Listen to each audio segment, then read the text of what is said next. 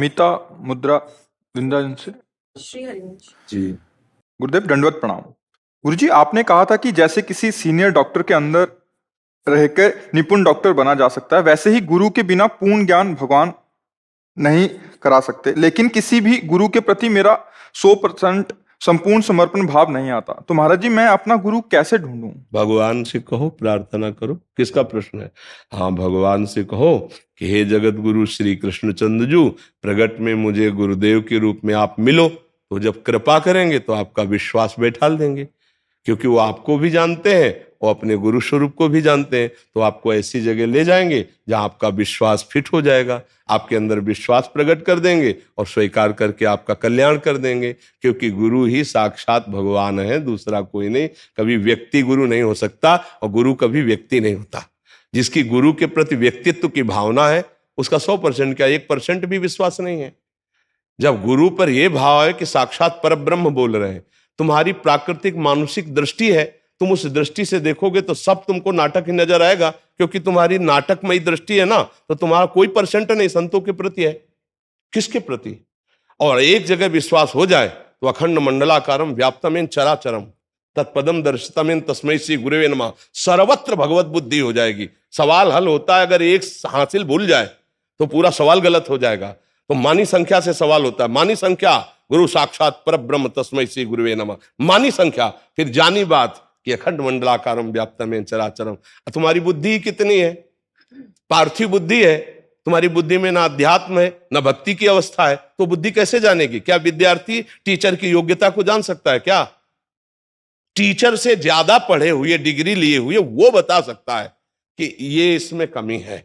लेकिन विद्यार्थी केवल अटकल लगा सकता है, क्योंकि अभी काखा गागा पढ़ना सीखा है और वो डिग्री लेकर मास्टर बन के बैठा है। ऐसे ही सदगुरु साक्षात परब्रह्म बंदों सी गुरुपद कंज कृपा सिंधु नर रूप हरि महामोह तम पुंज जासु बचन रवि कर निकल। हरि ही सब रूपों में है, ये जानने के लिए पहले मानी संख्या हरि गुरु मत्ता पर तरम नान्यत किंचित अस्ति धनंजय। प्रभु के सिवा कोई नहीं है। सच्ची मानिए, प्रभु के सिवा कोई नहीं है। भगवान कह रहे गीता में, मत्ता परतरम नान्यत किंचिदस्ति धनंजय। और इसी बात को जो जान जाए तो वासुदेवा सर्वमित सा महात्मा सुदुर्लभा। तो आपकी बुद्धि कितनी बड़ी है जो विश्वास कर ले। एक सीपी में समुद्र आएगा क्या? असंख्यों सीपियां ऐसी लहरें से समुद्र के बाहर गिरती जाके, एक सीपी में समुद्र आएगा। किसी के शरण में होकर उनकी चरण धूल माथे पे लगा के उनके अनुसार चलो तो जानना शुरू हो जाएगा। सोई जाने जे देव जनाई और जानत तुम्हें हो जाए। देखो, संसार से हटकर संसार को जाना जाता है और भगवान और संतों से जुड़कर उनको जाना जाता है। संसार से जुड़ करके न संत को जान पाओगे न भगवान को जान पाओगे। संत और भगवान को जानने के लिए संसार से हटा जाता है, अंदर से राग रहित होकर, और उनसे अनुराग किया जाता है। जो आसक्ति संसार में बंधन का कारण है, वही जब गुरु और संत चरणों में हो जाती है तो मोक्ष का खुला हुआ द्वार हो जाता है। जब तक हमारी बुद्धि शुद्ध नहीं, तो हम कैसे जानेंगे? परसेंट कैसे लगा सकते हैं? कितनी % आपके कबाड़ तोलने वाले तराजू से सोना चांदी नहीं तोला जाता।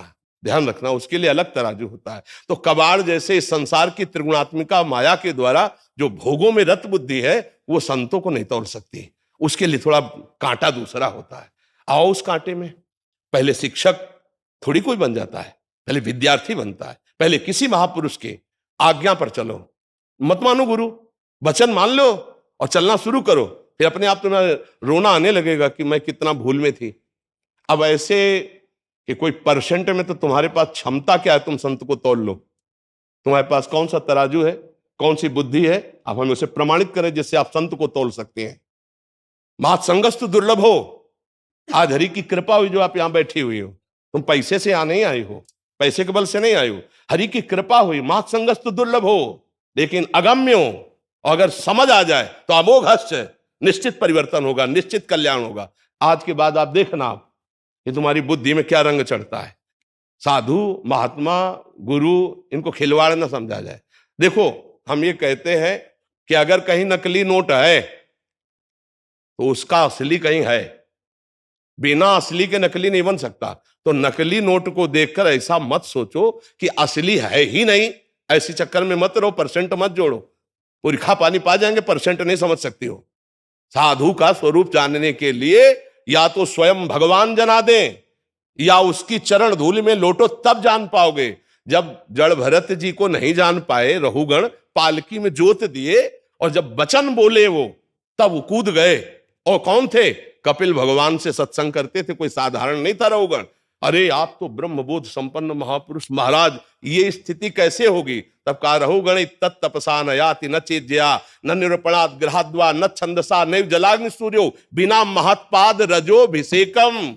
बिना महापुरुषों की चरण रज में लोटे अभिषिक्त हुए इस ब्रह्मबोध को तुम प्राप्त नहीं हो सकते। ये प्रवचन करने से, प्रवचन सुनने से, बहुत बुद्धिमान होने से ये जाना नहीं जा सकता स्थिति को। नहीं तो जोत दिया पालकी में ब्रह्मबोध संपन्न महापुरुष को, जान पाए। और इतने बड़े विद्वान रहुगण की कपिल भगवान से सत्संग करते थे, सत्संगी नहीं जान पाया तो फिर विषय संगी कैसे जान पाएगा? तो ये बात, पहली बात तो है कि भगवान से प्रार्थना करो कि आपकी बुद्धि में समस्त संतों के प्रति भगवत भाव, तेरे भावे जो करे भलो बुरो संसार, नारायण तू बैठ के अपनो भवन बुहार। हमें अपना हृदय देखना है। हरा चश्मा लगाएंगे तो सारा संसार हरा नजर आएगा, और काला लगाएंगे तो काला नजर आएगा। तो संसार काला और हरा नहीं, चश्मा जैसा वैसा दिखाई देगा। हमारी दृष्टि में पाखंड है तो संपूर्ण महात्माओं में पाखंड नजर आएगा। अगर हमारा हृदय सच्चा है तो पाखंड में भी सच्चाई नजर आती है। जैसे हनुमान जी महाराज को, परम ज्ञानी परम सिद्ध, लेकिन पूर्ण भगवान के रंग में रंगे हुए त्रिकालज्ञ हनुमान जी, और कालनेमी बाबा जी बन करके सीताराम सीताराम, तो उस सीताराम नाम को और उस भेष को उतर करके प्रणाम किया, लांघा नहीं। अब जब पाखंड है, भगवान की शरण में, वो भगवान के भक्त है, तो तुरंत भगवान एक रूप में आकर सूचना दी कि ये संत नहीं, ये पाखंडी है, ये राक्षस है, तुम्हारे समय को बाधित करने के लिए कि आप द्रोणागिरि ना पहुंच पाए, संजीवनी ना ला पाए, ये आपकी सेवा में विघ्न डालने के लिए आया है। एक सेकंड में हिसाब किताब हुआ, चल दिए। लेकिन ऐसे त्रिकालज्ञ महापुरुष हनुमान जी भी उसका सम्मान के लिए किए कि ये राम राम बोल रहा है, मेरे प्रभु का नाम बोल रहा है, इसलिए पहले तो सम्मान का पात्र है, और इसके आगे क्या करना वो प्रभु खुद संकेत करेंगे। तो हम श्री कृष्ण के भरोसे हो जाए और उनसे कहें, हे जगत गुरु, आप गुरु रूप में मिलो, तो वही है किसी न किसी रूप में आपका उद्धार कर देंगे, आपसे मिल जाए। पर हम फिर ये कहते हैं, संतों को बुद्धि के त्रिगुणात्मिका माया में लगे हुए तराजू से नहीं तौला जा सकता। कोई कोई संत है कि एक शब्द भी नहीं बोल पाएंगे, और स्थिति बहुत ऊंची है, कैसे पहचानोगे? हम बोल रहे हैं तो तुम समझ रहे हो कि बहुत ज्ञानी है, बहुत बुद्धिमान है। हो सकता है स्थिति ना हो, केवल वाणी में हो, और हो सकता है वो बोल नहीं रहे हो, स्थिति हो। कैसे पहचान पाओ? संतों को कैसे पहचान पाओगे भाई? ये शब्द है, शब्दों की वाक चातुर्यता तो कोई भी कर सकता है। स्थिति क्या है? स्थिति कैसे समझी जाएगी? स्थिति के बिना स्थिति कैसे समझी जाएगी? और संत स्थिति का नाम है,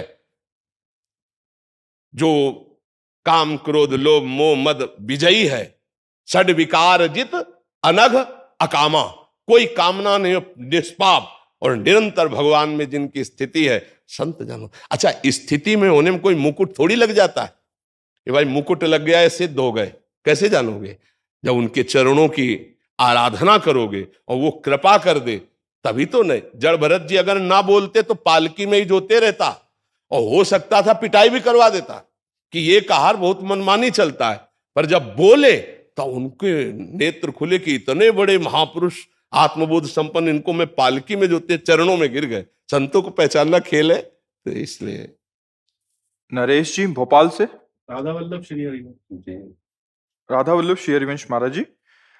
महाराज जी, अनावरत भजन या स्मरण कैसे होगा? क्या ये केवल गुरु कृपा से ही? अव्यावृत, अव्यावृत, अव्यावृत माने होता तैल धारावत, अखंड सुमिरन, तन्मया स्थिति, तन्मय होकर निरंतर। गुरु कृपा से भजन की प्रारंभ स्थिति होती भी है, गुरु कृपा से भजन बढ़ता है, गुरु कृपा से भजन बचता है, गुरु कृपा से भजन पचता है।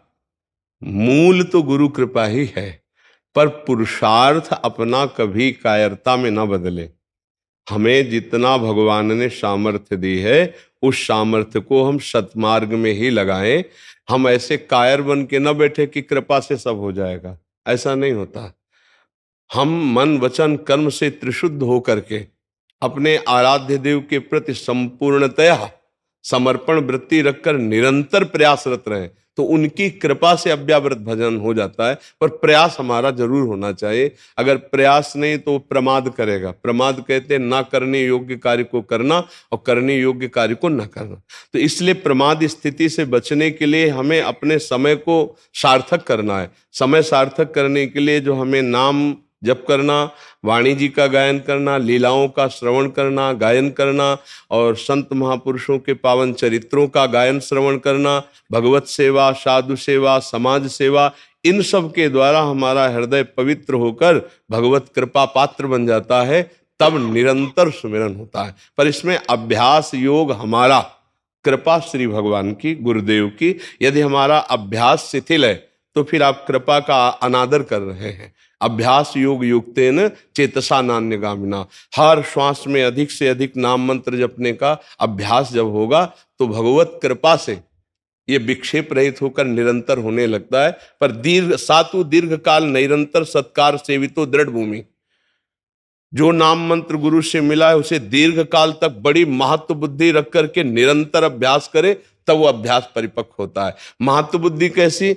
त्रिभुवन की राज्य लक्ष्मी एक तरफ दी जाए और कहा जाए एक पल के लिए भगवान का विस्मरण कर दो, प्रियाजू का विस्मरण कर दो, तो वो विस्मरण नहीं करेगा त्रिभुवन की राज्य लक्ष्मी देने पर। तो अब सोचो, मर्त्य लोक के सुखों को प्राप्त करने के समय यदि नाम छूट जाता है, चाहे वो रसेंद्री का सुख हो, जनेन्द्री का सुख हो, नेत्रेंद्री का हो, श्रवणेन्द्री का हो, त्वगेंद्री का हो, इसका मतलब हमारी महत्व बुद्धि प्रभु में उतनी नहीं जितनी भोगों में है। अगर किसी व्यक्ति, वस्तु, परिस्थिति, स्थान के संयोग से हमारा भजन छूटता है तो वो परिस्थिति, वो वस्तु, वो व्यक्ति, वो स्थान श्रेष्ठ हो गया और हमारा आराध्य देव लघु हो गया उससे। समझ पा रहे हैं? जब इस कोटि का महत्व हमारे हृदय में बैठ जाए कि न पारमेष्ठम, न महेंद्र धिष्णम, न सार्वभौमम, न रसाधिपत्यम, न योग सिद्धिर, न पुनर्भवम मां। मुझे ब्रह्मा का पद नहीं चाहिए, देवराजेंद्र का पद नहीं चाहिए, मुझे मृत्युलोक का सम्राट पद नहीं चाहिए, मुझे योग की सिद्धियां नहीं चाहिए, मुझे मोक्ष नहीं चाहिए, मुझे निरंतर भजन चाहिए। स्वनाम श्वास दो बिलक चलत है, इनको भेदन मोह को भावे, श्वास ही नाम, नाम ही श्वासा, नाम श्वास को भेद मिटावे, रोम रोम जब रग रग बोले तब कुछ स्वाद नाम को पावे। नाम की जो वृत्ति हमारे अंदर नहीं चलती उसका कारण है कि नाम से बढ़कर अभी हम कुछ माने हुए हैं। व्यक्ति, वस्तु, स्थान, भोग सामग्री, पद, मान, प्रतिष्ठा, कीर्ति, कुछ नाम से बढ़कर है, इसीलिए नाम छूट जाता है। नहीं तो परम धन राधा नाम जब हमारे चित्त में बात आ जाएगी, इससे बढ़कर कुछ नहीं है। तो जैसे कामी पुरुष कामिनी का चिंतन करता है, लोभी धन का चिंतन करता है, ऐसे ही वो भक्त नाम का निरंतर चिंतन करता है। गोस्वामी जी ने प्रभु से यही मांगा, कामी ही नारी प्यारी जिम, लोभी जिम प्रिय दाम, तिम रघुनाथ निरंतर प्रिय लागो मोहि राम। अव्यावृत भजना तभी हो सकता है जब नाम के आगे कुछ नहीं, नाम के समान कुछ नहीं। नामी भी दूसरे नंबर पर, पहले नंबर पर नाम। अगर नामी आ जाए और नाम छूट जाए तो धोखा खा गए हम। इतना हमें नाम में महत्व बुद्धि रखना है। सातु दीर्घ काल निरंतर सत्कार सेवितो दृढ़ भूमि। जिस नाम जपने से नामी का साक्षात्कार होता है, हम उस नाम को नामी के साक्षात्कार के समय भी नहीं छोड़ सकते। पूज्य भाई जी से हनुमान प्रसाद पोद्दार जी महाराज, भगवान के समीप आने पर भी जो उपासक नाम न छोड़े वो नाम प्रेमी भगवान को अधीन कर लेता है, अजित को जीत लेता है। तो अभी क्या है, हम लोग विषय में, संयोग में, परिस्थितियों में इतने कमजोर हो जाते हैं कि भूल जाते हैं। हम किसी से बात करने लगे या भोजन पाने लगे या किसी क्रिया में लग गए तो हमारा नाम छूट जाता है। तो अभ्यास कमजोर हमारा है। हम अभ्यास करें तो उठते बैठते, चलते फिरते, खाते पीते हर समय भजन हो सकता है। अगर कोई कहता है कि क्रियाओं में भजन छूट जाता है तो उसका अभ्यास कच्चा है। जब भगवान अर्जुन जी को कह रहे हैं मामुनिस्मर युद्ध च, युद्ध करते हुए मेरा भजन कर, तो युद्ध से बढ़कर तो कोई कार्य सृष्टि में है नहीं। अपना गला बचाना, दूसरे का गला काटना, उसमें भी भगवत स्मरण करा तो फिर और कौन सा कार्य रह गया जिसमें भगवत स्मरण न हो। और फिर प्यारी जी तो बहुत करुणामयी है, शरणागत हैं आप प्यारी जी के, तिलक बता रहा है। तो जब आप प्यारी जी की शरण में है तो उनसे पुकार करके यही मांगे, अहो लड़ेती मुंह पे इतनी कृपा करो बलि जाऊं, सोवत जागत रटो निरंतर से राधा राधा नाओ। हे लाडली जो आप ऐसी कृपा कर दो, मुझे और कुछ नहीं चाहिए, आपके मैं दर्शन पा सकूं इतना अधिकार नहीं है।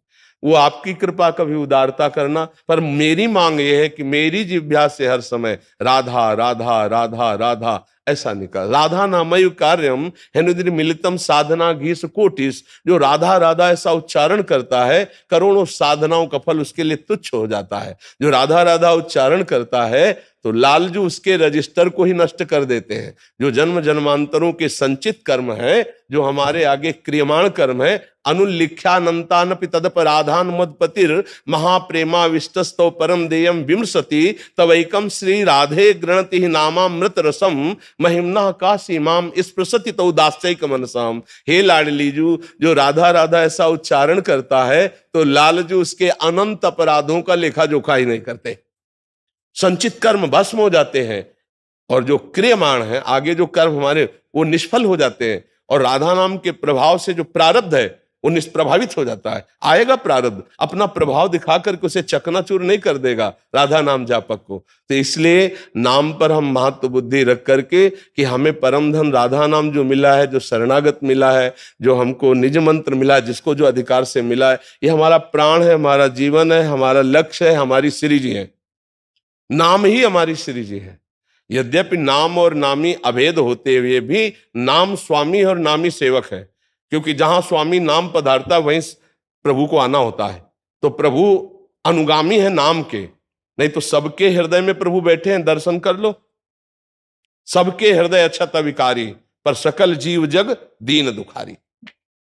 सब द्वंद्वों में पिस रहे प्रभु के होते हुए, और नाम विराजमान करो जिह्वा पे और हृदय पे, और फिर देखो क्या दशा होती है।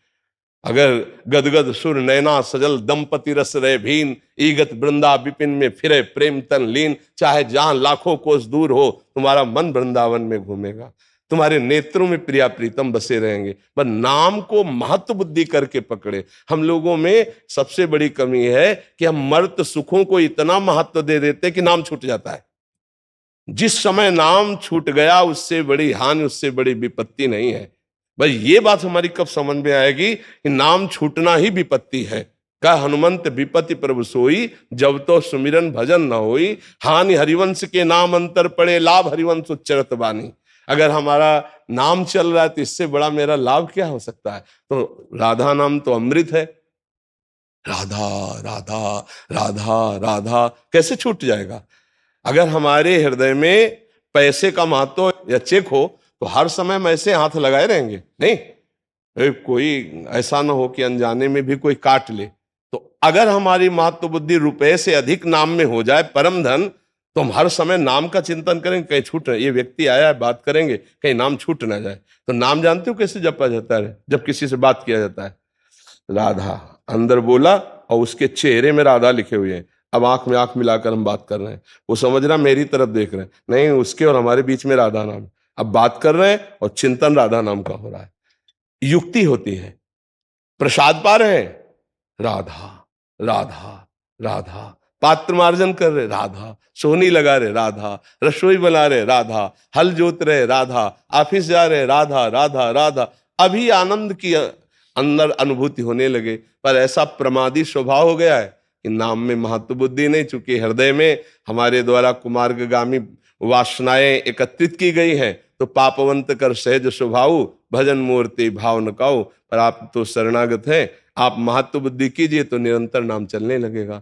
और जिनको ये लगता है कि कृपा कोई ऐसी होगी कि वो ऐसे करेंगे तब ऐसा चमत्कार होगा, ये फिल्मों में दिखाया जाता है, ये सीरियल आदमी भले दिखाया जाता हो, वास्तविकता में वचन ही कृपा है। संतवाणी गुरुवाणी उनको हम स्वीकार करें, यही कृपा है। और इसको जो स्वीकार ना करे, तो अगर किसी को ऐसा लगता है हाथ रखने से पैर रखने से कुछ बात हो जाती है, तो अब ये सब हो जाता। अब तक संत महात्मा भी इतना प्रयास न करते, हाथ ही रख देते सबके सीधे। इससे कुछ नहीं होता, कुछ नहीं होता, पक्का समझो कुछ नहीं होता। जैसे लोग कहते हैं ना हाथ रख दो, जबरदस्ती हाथ पकड़ के रखवाते हैं, ऐसे हाथ रख दो, और जैसे वो चिन्ह बनाया जाता है ना, और उससे तेज निकल रहा है, सामने पड़ रहा है, ये फिल्मों में होता है, ये नौटंकी नाटक में होता है, ये ऐसे नहीं होता। संतों की वाणी में तेज होता है, उनकी बात पकड़ लो, आपका कल्याण हो जाएगा। लोगों की ऐसी धारणा कि कोई सिद्ध पुरुष मिले हो ऐसा कुछ कर दे तो हमारे सब चलने लगे, ऐसा आज तक कभी नहीं हुआ है। जहां कहीं लिखा हो वो अपवाद ही समझना। जब तक मन वचन कर्म से भजन में नहीं लगोगे तब तक कुछ भी नहीं बनने वाला, पक्का समझो। और जहां भजन में लगे तो सुर नर मुनि प्रसन्नता ऊपर, सोई विजयी विनयी गुण सागर, तासु सुजस त्रैलोक उजागर। खूब नाम जप करे, अपने आप सब महात्माओं का आशीर्वाद, सब सिद्धियां, सब वैभव, सब कुछ प्राप्त हो जाएगा जब भगवान प्राप्त हो जाते हैं। पर नाम जप करना पड़ेगा। प्राय लोगों को यही भ्रम है कि संत महात्माओं के पास जाएंगे, कुछ ले दे के काम चल जाएगा। नहीं, हाँ देव अपना मन और ले उनके वचन, अब आपका मंगल हो जाएगा। भगवान ने यही मांगा है, मय्येव मन आधत्स्व मयि बुद्धिम निवेशय। भगवान कह रहे अपने मन को, अपनी बुद्धि को मेरे में लगा दो, बस खास बात ये सबसे बड़ी बात है। हमारा मन सा वही मन कृष्ण पदारविंदो, हमारी बुद्धि भगवान में ये निश्चयात्मिका लग जाए कि हमारे श्री भगवान प्राणनाथ है, उनके बिना हमारा जीवन निरर्थक है, अभी भजन होने लगे। पर हमारे प्राणनाथ तो विषय भोग बने हुए हैं, हमारे प्राणनाथ शरीर बने हुए हैं, तो उन्हीं का चिंतन होता है। ये हमारी मानसिकता हमको भजन में नहीं लगने देती। जब हमारे अंदर ये भाव आ जाए कि घोर विपत्ति, घोर दुख, घोर अपमान ये हमारी प्रियाजू की कृपा से प्राप्त होते हैं। हम ऐसी परिस्थिति में प्रियाजू की कृपा मनाते हुए भी कभी नाम नहीं छोड़ेंगे, कभी प्रियाजू से ये आशा नहीं करेंगे कि हमें सुख संपत्ति और अनुकूलता प्रदान करो। वो उपासक भजन में आगे बढ़ जाता है। प्राय हम लोग यही फेल हो जाते हैं। भोगेश्वर प्रसक्ता नाम तया प्रहत चेतसाम व्यवसायत्मिका बुद्धि समाधो न विधीयते। जिसकी बुद्धि का अपहरण, चित्त का अपहरण भोगों ने कर लिया है, उसकी बुद्धि में कभी निश्चय नहीं आता कि मैं भगवत प्राप्ति करूं। और जिसको भगवत प्राप्ति लक्ष्य नहीं बनाओ, काहे को भगवान का निरंतर भजन कर पाएगा। अगर 2-4 माला करेगा भी तो भोगों की चाह के लिए, अनुकूलता के लिए, समस्याओं के निदान के लिए, वो स्वाद नहीं आता भगवदानंद का। ठीक है उसका भी जीवन, लेकिन ठीक बात तो तब है जब केवल भगवान के लिए भगवान का भजन हो। भगवान के वैभव की तरफ दृष्टि जिसकी नहीं जाती, केवल भगवान की तरफ दृष्टि रहती है और भजन करता है, वो इस संसार पर विजय प्राप्त कर लेता है। ये त्रिगुणात्मिका माया पर विजय प्राप्त करने का एकमात्र उपाय मामेव ये प्रपद्यन्ते माया में ताम तरन्ति। तो भगवान को प्रति महत्व बुद्धि, प्रियालाल के प्रति महत्व बुद्धि हो जाए, उनके नाम के प्रति हो जाए, तो निरंतर भजन होने लगे। समझ पा रहे आप जी? मालती जी दिल्ली से। राधे राधे। राधे राधे महाराज जी, आपके चरणों में कोटि कोटि वंदन। प्रभु, मैं पिछले 7-8 महीने से आपसे यूट्यूब के माध्यम से जुड़ी हूँ। महाराज जी, मेरा प्रश्न है कि मैंने किसी को गुरु नहीं बनाया, परंतु आपके बताए मार्ग पर चलने का प्रयास कर रही हूँ। अभी मंत्र जाप आरंभिक स्थिति में है, नाम जप होगा महाराज जी। गुरु नाम वर्ण करने का कारण यह है कि यदि मैं उनके बताए हुए मार्ग पर न चल पाई तो मुझे बहुत ग्लानि होगी। मैं पूछना चाहती हूँ कि क्या मार्ग पर चलते हुए ऐसे आध्यात्मिक उन्नति प्राप्त की जा सकती है, भगवत प्राप्ति हो सकती है? जैसे आप वचन सुन रहे हैं और नाम सुना है, राधा नाम तो सुना है ना, तो नाम तो आपको मिल ही गया। किसका प्रश्न है? नाम तो आपको मिल ही गया ना, बस इसी नाम को जपते रहो और जो सत्संग में सुनते उसको आचरण में उतारो। हो गया, गुरुमंत्र हो गया। गुरु के, संत के मुख से निकला हुआ नाम स्वीकार कर ले और उसी का निरंतर भजन करे तो भगवत प्राप्ति दुर्लभ थोड़ी है। हाँ। किरण शर्मा जी ऑस्ट्रेलिया से। श्री राधे। राधा वल्लभ श्री हरिवंश। महाराज जी, मैं एक अध्यापिका हूं जो ऑस्ट्रेलिया के एक स्कूल में नवयुवकों को और युवतियों को शिक्षा प्रदान करती हूं। उस समाज में अध्यात्म का अधिक महत्व नहीं है और विद्यार्थी प्रायः शिक्षक के साथ अभद्र व्यवहार करते हैं। सभी ऐसा नहीं है, परंतु बहुत मात्रा में पाए जाते हैं। जब वो विद्यार्थी मुझसे अभद्र भाषा में बात करें या मुझे हानि पहुंचाने की कोशिश करें तो मुझे किस दृष्टिकोण से उन परिस्थितियों को देखना चाहिए? क्या हानि पहुंचाने पर तो फिर सरकारी मदद लेनी चाहिए। हानि पहुंचाने पर फिर, जब हानि पहुंचाने वाली बात आवे तो वहां धैर्य या सहनशीलता ये पाठ नहीं पढ़ा जाता। वहां फिर कानून का सहारा लेना चाहिए और अपनी रक्षा करनी चाहिए, क्योंकि नवयुवक बच्चे हैं। अगर आप इस तरह से सहनशीलता का पाठ अपने में पढ़ेंगे तो आगे बढ़ सकते हैं, वो अभद्र व्यवहार की सीमा तक पहुंच सकते हैं। इसलिए हम ऐसा उपदेश नहीं करेंगे कि आपको सहन करना चाहिए। जब उस एक सीमा तक, धैर्य की सीमा तक तो ठीक है, इसके बाद जब अभद्र व्यवहार करें तो कानून व्यवस्था तो सर्वत्र है ना। हाँ, तो उसका सहयोग लेना चाहिए, लेकिन जहां तक हो सके एक सीमा है जहां तक लगता है कि हम गुरु पद पे हैं, शिक्षक का मतलब गुरु पद पे हैं। अगर हम इन्हें प्यार से समझाते हैं और ये समझ जाते हैं तो ठीक है, अगर नहीं समझते और सीमा पार करते हैं तो फिर कानून का सहारा लेना चाहिए। क्योंकि आजकल ऑस्ट्रेलिया में क्या कहीं भी हो, जब धर्म का और धर्म शास्त्रों का आश्रय नहीं होता तो बुद्धि में कुमति, दो प्रकार की बुद्धि होती है, एक सुमति और एक कुमति, ये सबके अंदर रहती है, बुद्धि में दोनों रहती है। जहां हमें अध्यात्म का सहारा मिल जाता है तो हम कुमति को दबाकर सुमति को बढ़ाकर एक अच्छे व्यक्तित्व वाले बनते हैं। बोले यार ये तो देवता है, मनुष्य रूप में देवता है। हम किसी किसी को ऐसा भी कहने लगते हैं कि यार तो साक्षात भगवान है, क्योंकि उसने कुमति का नाश करके सुमति को अपने अंदर जागृत कर लिया। अब अध्यात्म ना होने के कारण, अध्यात्म ज्ञान ना होने के कारण कुमति ने सुमति को दबा दिया है और सर्वत्र कुमति का बोलबाला हो रहा है। जैसे व्यभिचार, व्यसन, हिंसा, चोरी, ये बहुत मात्रा में फैल रहा है। नए नए बच्चे ड्रग्स ले रहे हैं, इंजेक्शन ले रहे हैं, जहरीली नशे कर रहे हैं। अब उनको अर्थ चाहिए, अब अर्थ के लिए वो कुछ भी कर सकते हैं क्योंकि उनको नशा चाहिए, और नशा हुआ तो अब गर्लफ्रेंड बॉयफ्रेंड, व्यभिचार खूब है, मनमानी व्यभिचार हो रहा है। अब ऐसे लोग यदि उपद्रव करें तो केवल कानून का इशारा है, उनको धर्म की शिक्षा काम नहीं आएगी। वो नहीं समझेंगे तुम्हारे धर्म को और तुम्हारी धर्म की बात को, क्योंकि कुमति अब अपने रंग में है। जैसे राक्षस है तो उस राक्षस को विनय के द्वारा काबू नहीं किया जा सकता, राक्षस को दंड विधान के द्वारा ही काबू किया जाता है। तो जब कुमति अपना स्वरूप धारण करती, रंग लाती, तो राक्षस बन जाता है। जैसे मोबाइल से गंदी बातें देखी, गंदे आचरणों की अंदर प्रबल वेदना हुई और कई बच्चे मिलकर के ऐसे, फिर इसके बाद वो अपने बचाव पक्ष में आग लगा देते हैं, ऐसे मार, ये इसको आप क्या कहेंगे? मानवता कहेंगे या राक्षस कहेंगे? राक्षस शब्द आएगा ना। राक्षस कौन हुआ?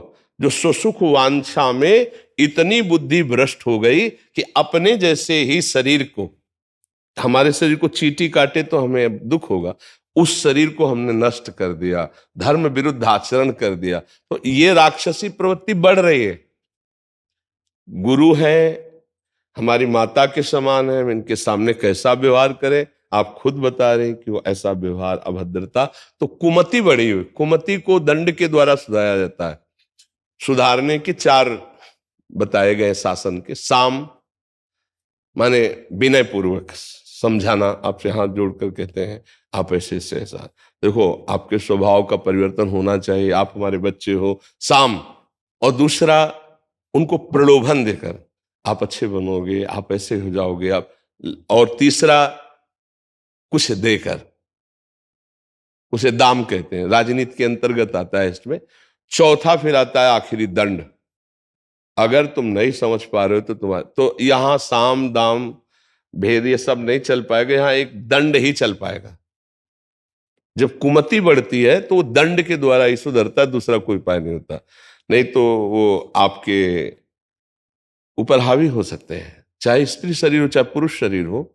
देखो कुछ विद्यार्थियों ने अपने टीचरों के ऊपर आक्रमण किए, ऐसे संसार में देखो ना, ऐसे कितने उदाहरण हैं। तो आप तो स्त्री शरीर में हो, तो जहां कहीं धर्म विरुद्ध अवहेलनात्मक वृत्ति देखे तो फिर कानून का सहारा ले। नहीं, आजकल के नए बच्चे अपने माँ बाप को नहीं मानते हैं तो आपको क्या मानेंगे? बहुत ही अध्यात्म विहीन जीवन होता चला जा रहा है। आज हमारे नवयुवक भारतीय भाई या कुछ बाहर रहने वाले ये सत्संग सुन रहे हैं, ये हम एहसान मान रहे हैं।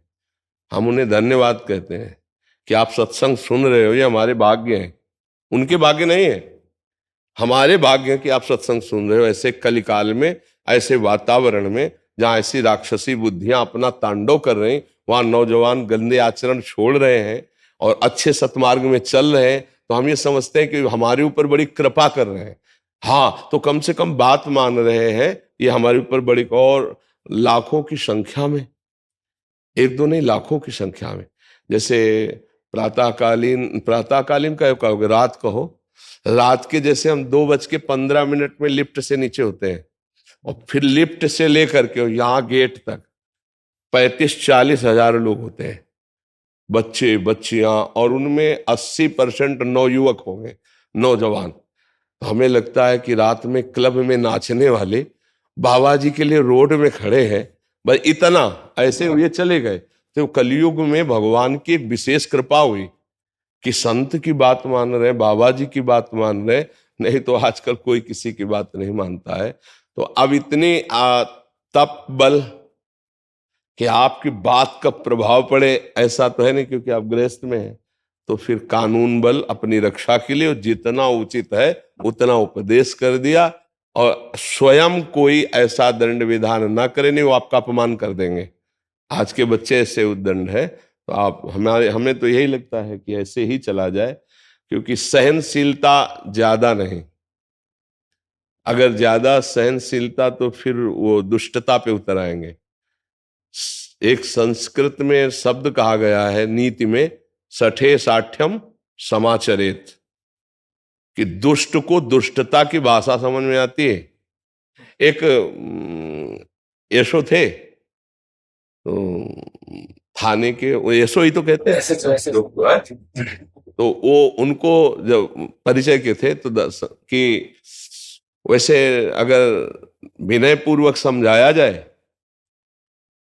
तो सामने वाला चाहे चोर हो चाहे दुष्ट हो समझ सकता है।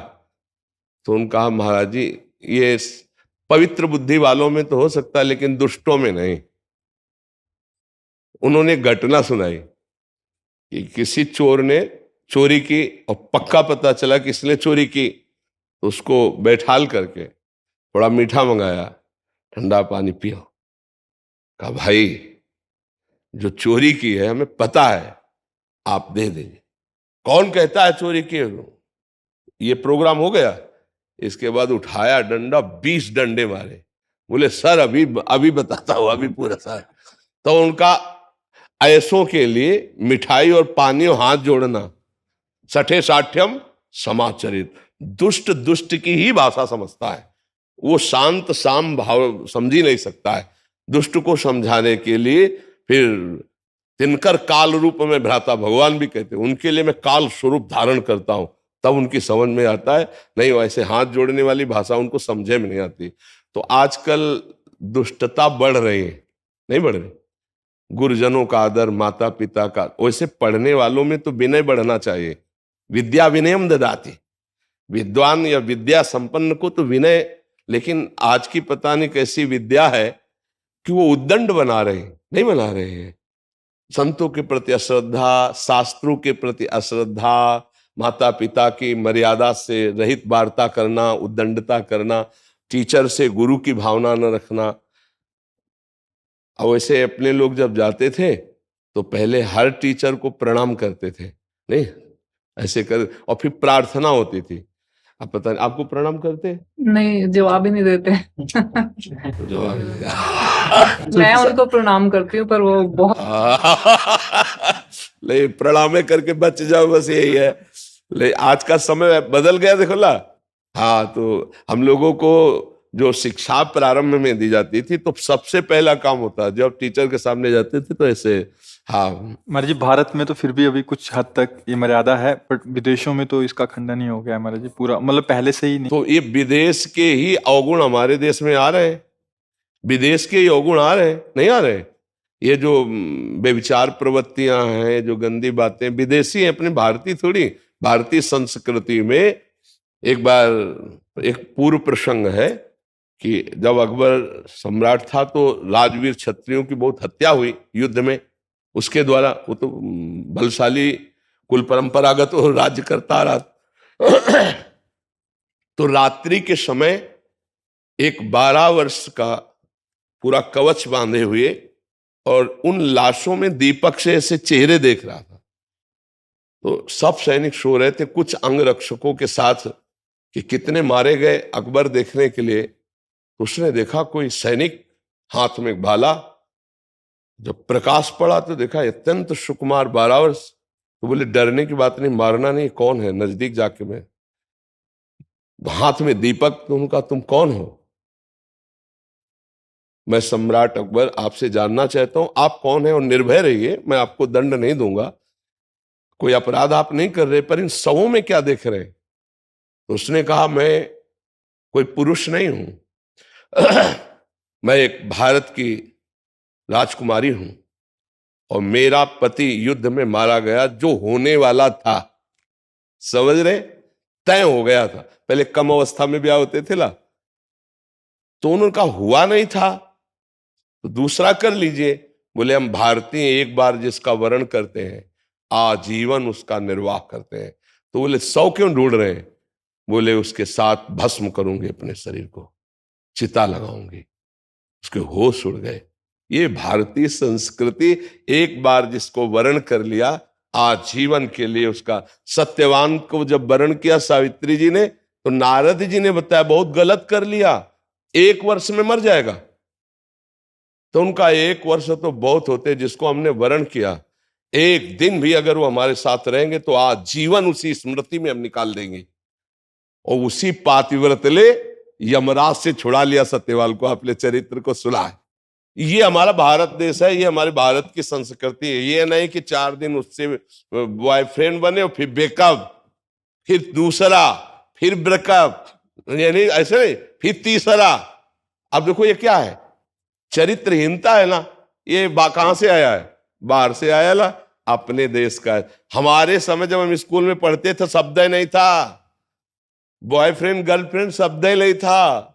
ये अभी जब से मोबाइल चला होगा तभी से चला होगा, हमें लगता है। जानते नहीं थे ना, जानते नहीं थे क्योंकि हाँ, ये बात तुम्हारी हम ज्यादा पॉइंट देते कि हम लोग एक ही स्कूल में पढ़े, बच्चियां और बच्चे थे, कबड्डी खेलते थे। 10, 12, 13, 14 वर्ष की अवस्था वाले बच्चों में दोष ही नहीं था। हाँ, ये तुम्हारी खास बात रही कि वो जानते ही नहीं थे। आज 12, 13 वर्ष का बच्चा पूरा संसार का पंडित है, पूरी बात जानकारी उसको है। ये बात सही कि जानकारी ही नहीं थी। तो इसीलिए आप अपने मर्यादा की रक्षा करते हुए धैर्य पूर्वक नौकरी का निर्वाह करें। बच्चों का जितना सुधार करने की आप चेष्टा कर सकते हैं उतना कीजिए, अपने को बचा के, और आप खुद भगवान नाम स्मरण में लगिए। वो जीवन यापन के लिए, लेकिन जीवन प्रभु के लिए है। हाँ, प्रभु का नाम जप कीजिए, और जब आपको ऐसा लगे कि अब हमारे जीवन की यात्रा के लिए पर्याप्त धन हो गया है, तो अब किसी भगवान के धाम का आश्रय लेकर भजन कर जीवन पूरा कीजिए। जी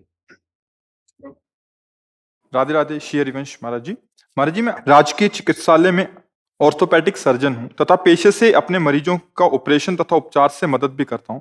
सेवा करके मुझे प्रसन्नता होती है, परंतु मैं जैसा कर सकता हूं वैसा नहीं कर पा रहा हूं। उसके पीछे मेरे अंदर की एक कमी है। मैं शिक्षण कार्य से ही कुसंगति में पड़कर शराब की नशे लग गया था। मैंने कई बार अपने कर्म क्षेत्र पर भी इसका सेवन किया और रोगियों का उपचार भी किया, जो कि अब लग रहा है कि जघन्य अपराध हुआ। इस अपराध का कुछ कुछ बोध होने पर अब छोड़ना चाहता हूं। सेवा कार्य में सारा समय छोड़ना नहीं, आज ही छोड़ दो। देखो, हम जो कह रहे हैं उससे सुनो। ये बहुत बड़ी गलती है कि आप शराब पीकर ऑपरेशन, मतलब किसी की जान के साथ खिलवाड़ हो सकता है, और भगवान ने बचाया नहीं, आपका खिलवाड़ बन जाता।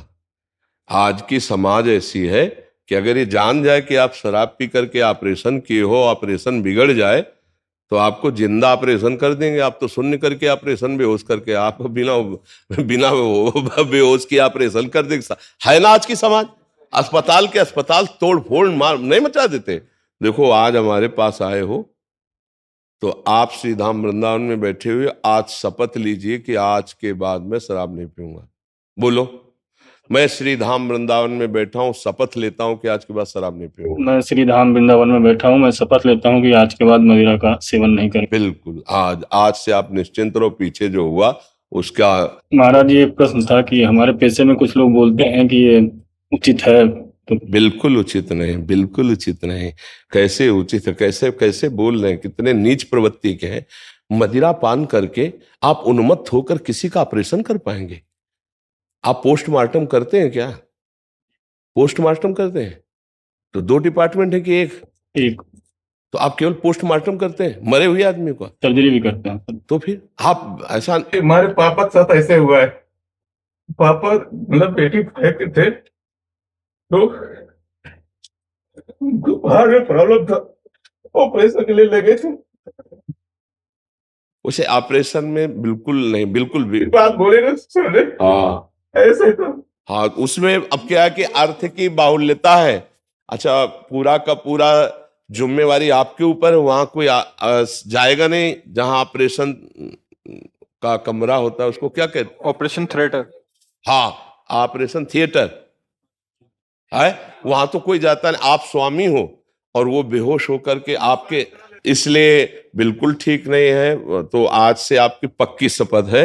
अब आपको पीछे जो हुआ भगवान, अहम त्वं स्वरूपाभ्यो मोक्षयिष्यामि मां शुचा, भगवान ऐसा नहीं किसी के साथ खिलवाड़, वही तुम्हारे जीवन के लिए भारी पड़ जाएगा।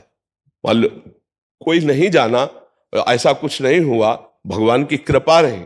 अच्छा, सच्ची बताओ, शराब पी करके भला ऑपरेशन कैसे ठीक हो सकता है?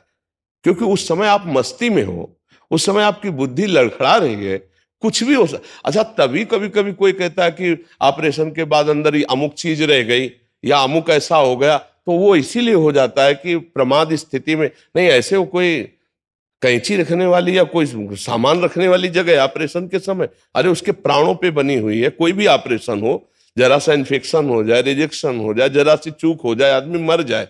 मतलब कितनी सर्जरी खतरनाक चीज होती है, अंगों को काट करके उसको। तो डॉक्टर तो उस समय भगवान होता है, उस समय आपको तो एकदम फ्रेश रहना है, एकदम। अच्छा, आपको शिक्षा दी गई, ऐसा नहीं कि बिना शराब पिए ऑपरेशन नहीं कर सकते, ऐसा नहीं। कितने हमारे हजारों परिचय के ऐसे लोग हैं जो कोई व्यसन नहीं करते, बहुत अच्छे डॉक्टर हैं। तो ऐसा नहीं कि ऑपरेशन करने वाले को कोई, हमें कल लगता है ऑपरेशन करने वाले को कोई भी व्यसन नहीं करना चाहिए, कोई व्यसन नहीं करना चाहिए। तो इसलिए आज का तो आपने नियम ले ही लिया, अब आगे मत करना। जो आपके सीनियर या आपके जो मित्र ऐसा कहते हैं, वो आपको गलत सलाह देते हैं, वो अच्छे डॉक्टर नहीं है। हाँ, अच्छा डॉक्टर बनने के लिए, हाँ, समाज सुधार के लिए पहले आप अपना सुधार कीजिए। देखो, मरीज के आप उस समय भगवान होते हैं, वो पूरा समर्पित आपको। तो आपकी बुद्धि अगर जरा भी लड़खड़ा गई तो उसका जीवन खतरे में पड़ जाएगा। कई बार ऐसे कई सीरियस मेजर ऑपरेशनों में हुआ कि वो कई चूकें हो गई और लोगों की मृत्यु हो जाती है। तो इसलिए बहुत सावधान रहना चाहिए। अब उस समय फिर ये कहना कि भगवान की यही इच्छा थी, ऐसा नहीं। आप शराब पीकर ऑपरेशन करो कि जो भगवान की इच्छा थी। हाँ, हम पूरा प्रयास, छोटे लापरवाही से हो जाता, हो गया है, छोटी गलती से। हाँ, बिल्कुल बिल्कुल। वो आज आपके सारे लाखों डॉक्टर सुनेंगे बात, क्योंकि बात जाती है ना लाखों में। तो हम सबसे प्रार्थना करते हैं कि वैसे तो सबको हम छोड़ने के लिए कहते हैं, पर आप डॉक्टर हो, आप मास्टर हो, आप उपदेशक हो, आप धर्म रक्षक हो, शरीर रक्षक हो, कोई भी इस तरह के व्यसन करोगे तो आपका जीवन संकटपूर्ण हो जाएगा। ऐसी परिस्थिति में फंसोगे कि जिसका कोई निराकरण नहीं होगा। जी, माता पिताजी बहुत पूजा पाठ करते हैं, उसी वजह से जो है आज उन्हीं की कृपा से आप यहाँ बैठ करके शपथ खाए हो, उन्हीं की कृपा से समझो, उनके पूजा पाठ का फल है। नहीं, ऐसे गंदे संग में आपके मन में कैसे आता कि मैं वृंदावन चलूं और संत के सामने? कहीं ना कहीं आपके मन में छोड़ने की इच्छा है, तभी तो छुटवा पाए, तभी हम कसम दिलवा पाए। अगर आपके अंदर छोड़ने की इच्छा न होती तो आते ही नहीं। क्या चक्कर, क्या लेना देना? तो इसलिए आज से आप ऐसा न करना। आगे की पीछे की बातें जो हुई वो भगवान बचा ही लिए हैं और भगवान रक्षा करेंगे। हम सबसे गलतियां होती, अब आगे गलती ना हो। और कभी ऐसा कोई मरीज आवे कि अर्थ की कमजोरी है तो आप फ्री भी कर दीजिए, करते हैं। हाँ, कभी ऐसा भी कर दीजिए, इससे भगवान की बड़ी कृपा होगी। कई ऐसे मरीज होते हैं कि अर्थव्यवस्था नहीं है, पर डॉक्टर धन के लोभ में ऐसे मरीजों का त्याग कर देते हैं, या उतनी तन्मयता से, उतनी प्रवीणता से उनकी औषधि नहीं करते, जान करके कि इनके पास उतना अर्थव्यवस्था नहीं है। अर्थ ही थोड़ी है सब विषय में, भगवान की कृपा भी सुख शांति प्रदान करती है। अर्थ है और आपका जीवन चरित्र ठीक नहीं तो अशांति अशांति रहेगी। और जीवन सही है, अर्थ थोड़ा कम भी है, तो आप शांति में सुख में जीवन व्यतीत करेंगे। ठीक है।